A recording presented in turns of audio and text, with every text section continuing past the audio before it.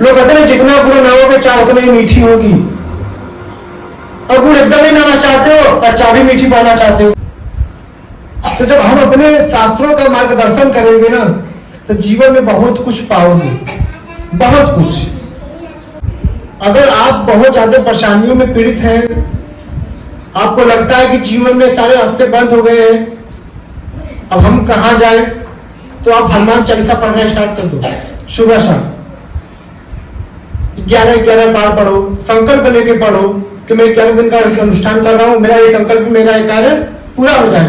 देखिए संकल्प होती है, जिसे कोई हमको कार्य करना है, हमको उसमें सफलता नहीं मिल पाती है तो हम संकल्प लेते हैं कि हम तो विश्वास है हमारे दादा गुरु हनुमान जी हमारे ऊपर कृपा बनाएंगे, मैं इस संकल्प से हनुमान चालीसा बजरंग बाण को पढ़ रहा हूं। तो आप विधि पूर्वक जब आप उस पाठ को करते हो तो आपके संकल्प के पहले ही आपकी इच्छा पूर्ति हो जाती है। इतनी बड़ी कृपा हो जाती है हनुमान जी का। इसलिए मैं बार बार कहता हूं अपने शास्त्रों का अनुसरण करो, शास्त्र के अनुकूल चलो, जीवन में सारे दुख तकलीफें पड़ जाएगी। इसलिए मैं बार बार कहता हूं सत्संग से जुड़ो। सत्संग में बैठने से क्या होता है कि ऐसे तांत्रिकों का तो ऐसी की तैसी हो जाती है, हाँ।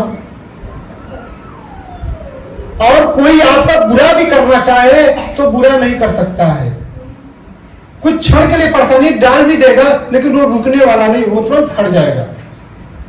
यह होती है सत्संग का प्रभाव और भगवान की कृपा। इसलिए मैं बार बार कहता हूं, आपके दिमाग में होता है इस बार गुरु जी के पास नहीं गए, चलो अगले बार चलते हैं। तो गुरु जी कोई भीड़ बढ़ाने के लिए, कोई नौटंकी करने के लिए नहीं बैठे हैं। गुरु जी का कहीं भाव, कहीं उद्देश्य है कि जन कल्याण हो। जितने भी साधक आश्रम से जुड़े हैं नियमता पूर्वक आश्रम में आए और सत्संग सुने और जो भी गुरु बता रहे हैं उनके विचारों पर चले, अपने जीवन को आनंदित करें। आपका जीवन कब आनंदित होता है? जब आप गुरु के अनुकूल चलते हो। समझ रहे? हाँ? तो भगवान का भजन करो, भगवान का चिंतन करो, और जितने भी व्यसन है, जितने भी गंदी आदतें हैं खान पान की, इस पर सुधार करिए, तब आपके जीवन में आनंद आएगा, एकदम मजे से जीवन हो जाएगा। फिर कहोगे कि महाराज हमारे जीवन में तो ऐसा पासा पलटा कि जो मैं जीवन में कभी नहीं सोचा था कि मेरे जीवन में ऐसे दिन आ जाएंगे कि आज मेरा जीवन, मेरे घर में सब कुछ हो गया। जो कभी मैं सोचा भी नहीं था वो भी चीज उपलब्ध हो गया। लेकिन आपके अंदर धीरज नहीं है, आप धीरज नहीं रखते हो। अरे महाराज जी के गया, 2 हफ्ता गया, मेरा काम नहीं बना। भैया महाराज जी क्या कर सकते हैं? जो करने वाला है वो करेगा, परमात्मा। तो जब आप महाराज इसके आश्रम में आते हो ना, जब आप सत्संग सुनते हो तो संत महात्मा क्या करते हैं? भगवान से प्रार्थना करते हैं कि हे प्रभु, हे परमात्मा, जितने भी हमारे साधक लोग हैं, भक्त लोग हैं, या प्रभु आपसे जुड़े हुए हैं, आपका भजनानंदी, आपका भजन करने वाले हैं, इनके ऊपर ऐसा कृपा बरसाओ, ऐसा कृपा बरसाओ कि इनके जीवन की सारी समस्या, तकलीफ दूर हो जाए और जो भी इनकी इच्छा हो पूर्ण कर दीजिए। ऐसा संत महात्मा जन कल्याण के लिए, अपने भक्तों के लिए भगवान से प्रार्थना करते हैं। जब आप जुड़े रहोगे तभी तो प्रार्थना करेंगे भगवान से आपके लिए, गुरु महात्मा, संत महात्मा। जब आप भगवान से जुड़े ही नहीं हो, भगवान में श्रद्धा ही नहीं है, बस ऐसे ही आ रहे हो, तो क्या मतलब है?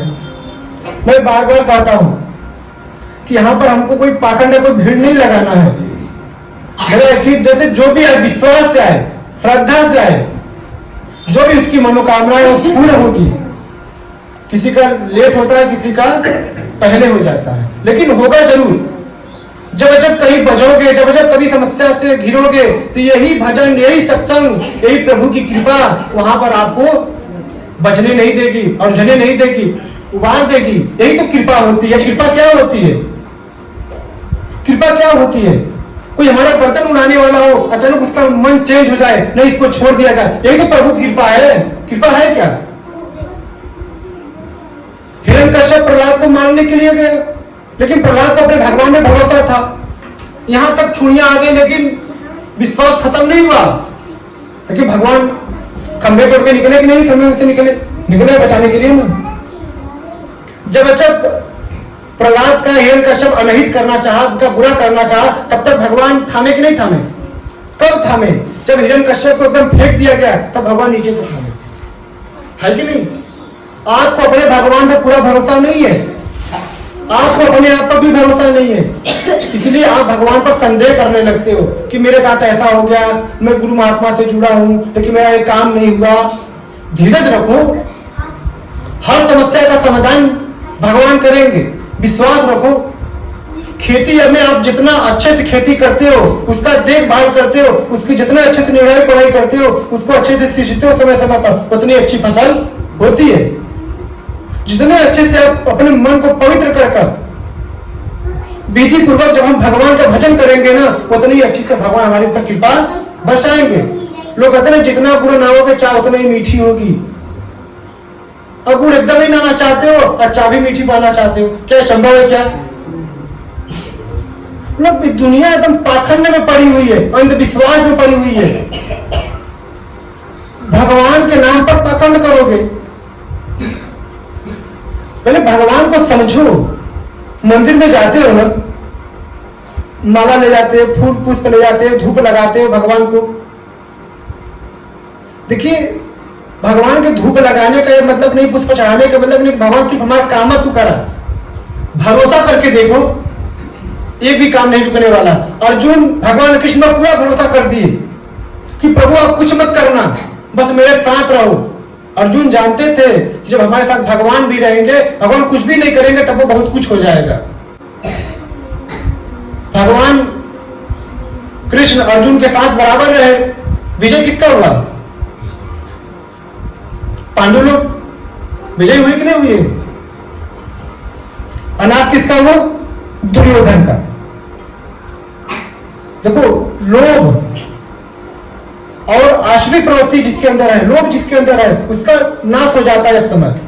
आप कितनो बलशाली हो, कितनो ताकतवर हो, कितनो बुद्धिमान हो, रावण बहुत बड़ा बुद्धिमानी था, बहुत बड़ा पंडित था, लेकिन मात्र गंदे विचार धारणा की वजह से उनकी सारी जो यज्ञ तब था सब क्या हो गया? शक्तिहीन हो गई, बलहीन हो गई।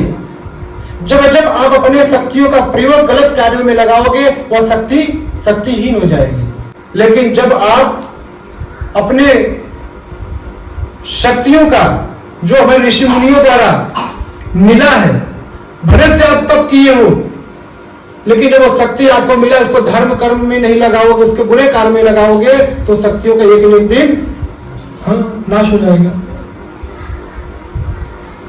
तो आप कितनों ज्यादा पैसे वाले हो, जब वो पैसा आपका व्यसन में जाने लगेगा, वो पैसा आपका दारू मांस में जाने लगेगा, तो वो पैसा का एक दिन नाश हो जाएगा, खत्म हो, पूरा एकदम निहंग हो जाओगे। सुने होगे अपने गांव घर में, देखो फलाने का एक समय था कि उनकी तरतरी थी, 4 लोग आके पीछे गन लेके घूमते थे। आज उनके पास कुत्ते भी बैठने के लिए तैयार नहीं है या नहीं है? कुत्ते भी बैठने के लिए तैयार नहीं है। ये तो समय समय की बात होती है। उस पैसे के गुरूर में, उस अहंकार में आदमी को जोड़ता नहीं था। आज ऐसा समय आया कि ऐसे कुछ मरने के बाद कितनी दुर्दशा होगी तो भगवान ही जानते हैं। इसलिए अच्छे धर्म कर्म करो, भगवान का भजन भाव करो, विरोधियों की कमी नहीं है। जब जब आप चंदन टुकड़ी कंठी पहन के निकलोगे तो उस पर सबकी नजर होगी। दारू भर के पॉकेट में निकलोगे तो किसी का नजर नहीं होगा, अच्छा कार्य कर रहे हो तो। कंठी माला लेके चलोगे तो बुरा कार्य कर रहे हो। यही आसुरी आसुर और दैवी पहचान है। अगर आप चंदन टुकड़ी लगाए, मैं विरोध कर रहा हूँ आपका, आपको उल्टा सीधा बोल रहा हूँ, मतलब हमारे अंदर भूत प्रेत ऐसी आसुरी विचार है, हमारे अंदर ऐसी ऊर्जा है जो हमको अच्छी चीज बाहर नहीं रही है। देखो इसी जगह इसका पहचान है। घर में कुछ भूत प्रेत होते हैं जो उत्तीर्ण नहीं होते हैं, शरीर में ही बैठ कर खाते पीते रहते हैं, आपको पता जरा भी नहीं हो पाता है। तो जो भी पूजा पाठ का विरोध करने लगे, संत महात्माओं का विरोध करने लगे, तो उसका गंदा खान पान आचरण हो तो जान जाओ कि उसके अंदर कोई ऐसी ऊर्जा है, वैसे कोई निगेटिव भूत प्रेत है। भाषण में जब जब अच्छा काम करने निकलोगे अपने गांव घर में, तब तक विरोधी लोग खड़ा हो जाएंगे, आपको चिढ़ाएंगे भी। हाँ, ऐसे ऐसे लोग हैं गांव घर में, उनके बातों को मत देखो, उनका मत सुनो, उनका तो काम ही ऐसा है। आपको जो अच्छा लगे वो आप करो। हाँ, चंदन लगाओ, कंठी पहनो, माला जप करो, भगवान का नाम लो, इसको जो कहना है इसको कहने दो।